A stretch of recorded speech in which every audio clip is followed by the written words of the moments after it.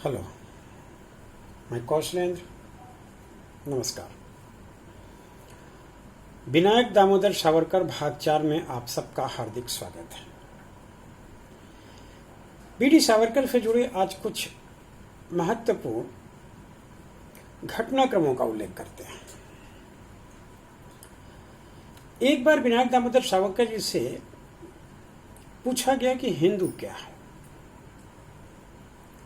कौन है हिंदू। तो उन्होंने रत्नागिरी जेल में एक हिंदुत्व पुस्तक भी लिखा था। उसका एक श्लोक का उल्लेख मैं यहां करना चाहूंगा, जिसमें उन्होंने हिंदू की परिभाषा देते हुए कहा कि आ सिंधु सिंधु पर्यंतस्य भारत भूमिका, अर्थात भारत भूमि के तीनों ओर के समुद्र से लेकर के हिमालय से जहां सिंधु नदी निकलती है के बीच का भूभाग हिंदुस्तान है। आगे लिखते हैं, पितृभुरु पुण्याम भूश्चवा सवय हिंदू रीति स्मृतरो, अर्थात जिनके पूर्वज इस पवित्र भूमि पर जन्म लिए और जिनका यह पवित्र और पुण्य भूमि है वही हिंदू है। ये था उनके परिभाषा और भारत की भौगोलिक स्थिति और हिंदुस्तान का विवरण।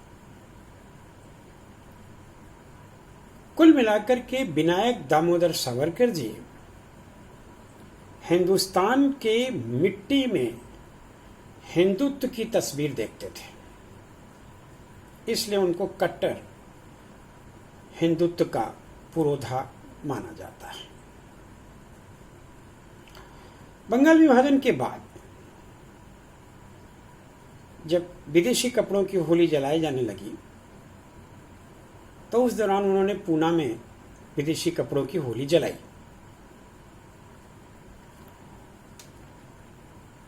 ऐसा करते हुए उन्होंने अपने बाकी मित्रों से कहा कि आप जितने मन से विदेशी कपड़ा पहनते थे उतने ही प्रेम से अब इसकी होली जलाइए और उस अग्नि के सामने ये शपथ लीजिए कि आप विदेशी वस्त्र कभी नहीं पहनेंगे। साथ में प्रतिज्ञा कीजिए कि आप देश सेवा में जीवन भर रत रहेंगे। इस बात का उल्लेख आरसी अग्रवाल ने अपनी पुस्तक भारत का संवैधानिक विकास और राष्ट्रीय आंदोलन के पृष्ठ 132 पर किया है।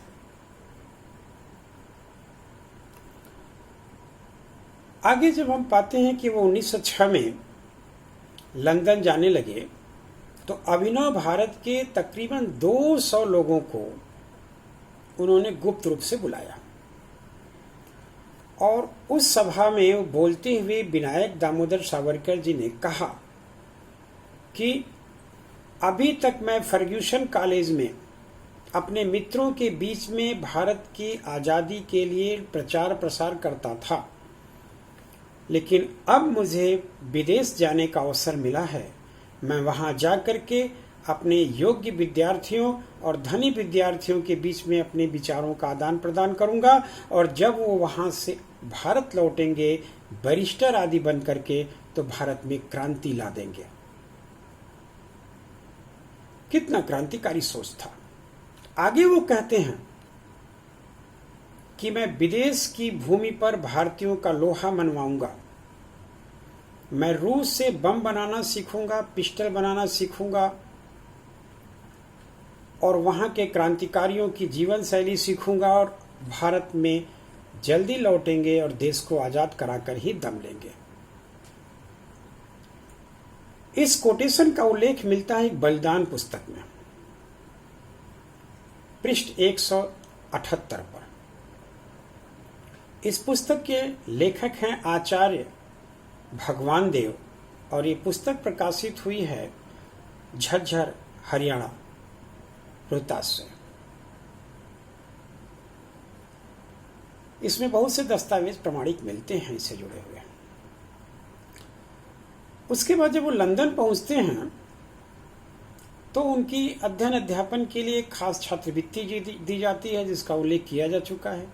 उस छात्रवृत्ति का नाम भी शिवाजी के नाम पर पड़ा था,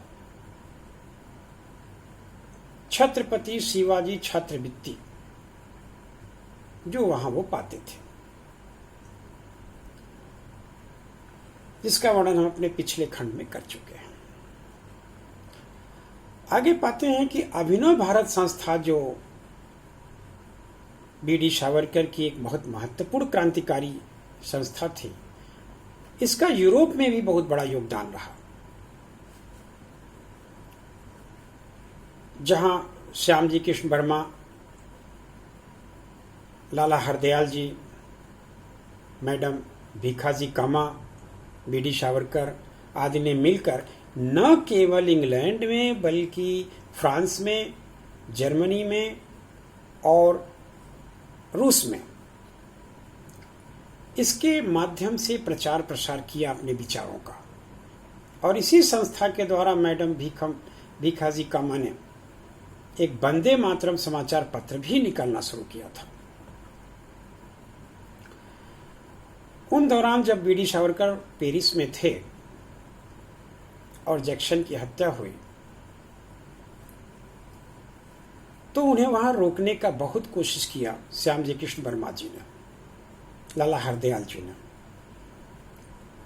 मैडम कामा जी ने बहुत रोकने का प्रयास किया, लेकिन वो नहीं रोके। श्यामजी कृष्ण वर्मा ने यहां तक कह दिया कि आप सेनापति हो, और यदि आप चले गए भारत और पकड़े गए तो जेलों में सड़े रहने के सिवा और कोई काम नहीं होगा, आप बाहर रहकर ही कुछ कर सकते हो, इसलिए खुद को सुरक्षित रखो और भारत मत जाओ। उसके प्रत्युत्तर में विनायक दामोदर सावरकर जी ने कहा कि ये कैसा सेनापति, मेरे द्वारा शपथ दिलाए गए रास्ते पर चलने वाले मेरे मित्र आज हथकड़ियों में, बेड़ियों में, काल कोठरी में पड़े हैं, तरह तरह की यातनाएं झेल रहे हैं, और मैं यहां पर समुद्र के किनारे मौज मस्ती करूं, ये मेरे से नहीं होगा, ये कहां का मानवता है। इसलिए मैं यदि भारत नहीं तो लंदन जाऊंगा और वहां जाकर मैं अपने काम को आगे बढ़ाऊंगा और ब्रिटिश सरकार को ये बता दूंगा कि मैं त्याग करना ही नहीं जानता, बल्कि मैं समय पड़ने पर हर तरह का कष्ट सहने को भी तैयार हूं। यदि ऐसा करते हुए मेरी जान भी चली जाए तो मुझे खुशी होगी कि मेरा वह प्रतिज्ञा पूरा हुआ जो मैंने 16 वर्ष की आयु में ली थी कि जब तक सांस रहेगी भारत माता की सेवा करता रहूंगा। ये कोटेशन भी मुझे मिलता है बलिदान पुस्तक में, भगवान देव जिसके लेखक हैं, झज्जर से प्रकाशित होता है।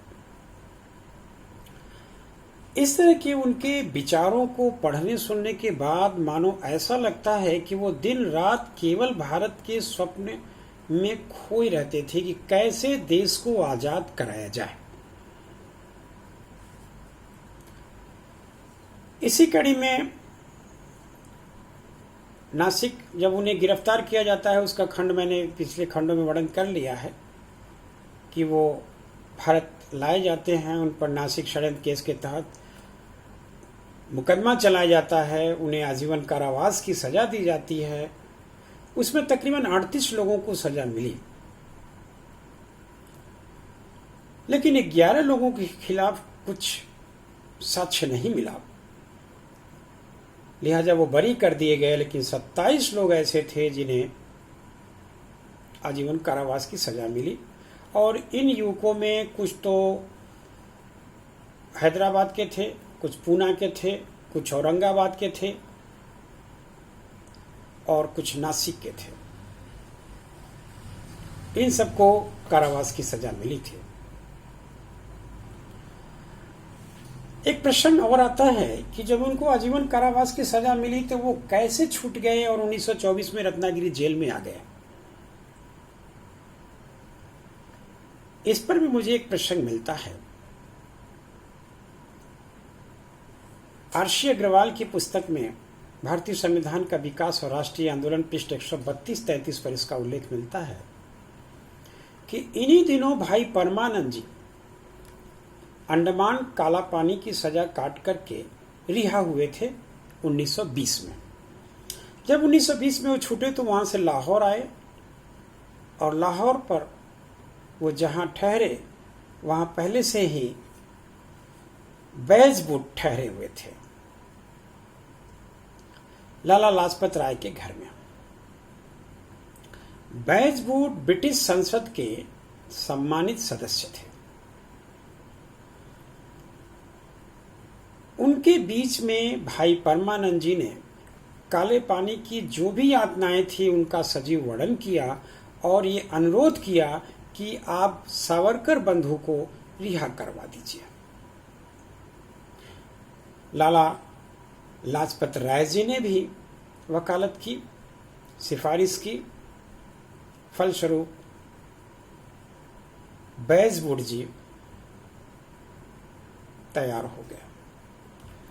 जब ये ब्रिटेन जाते हैं तो वहां पर बैजवुड ने काफी प्रयास किया कि उनकी इस यातना से सावरकर बंधु को मुक्ति दिलाई जाए और वो सफल भी होते हैं। तो ब्रिटेन के सम्मानित सदस्य बैजवुड के अथक प्रयास का परिणाम था कि इन सावरकर बंधुओं को वहां से रिहा किया गया, जिसमें बड़े भाई गणेश सावरकर, छोटे भाई विनायक सावरकर शामिल थे।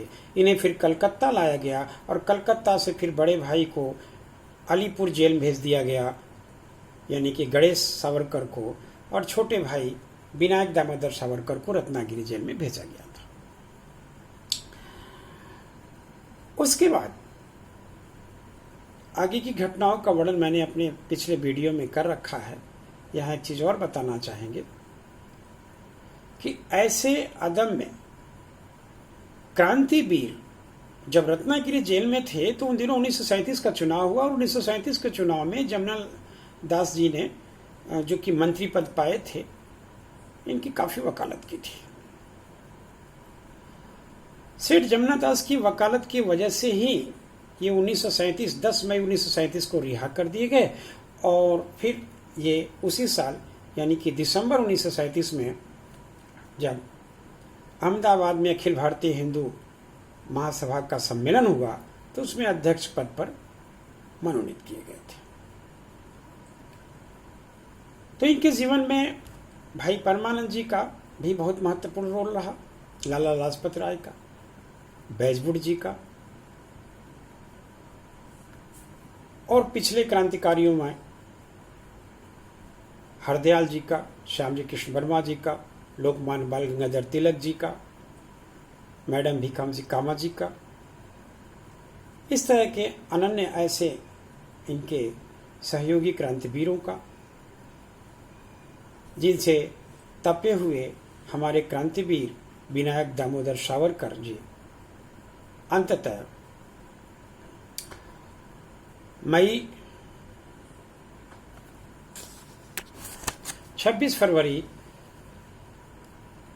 1966 को इस दुनिया से विदा हो गए।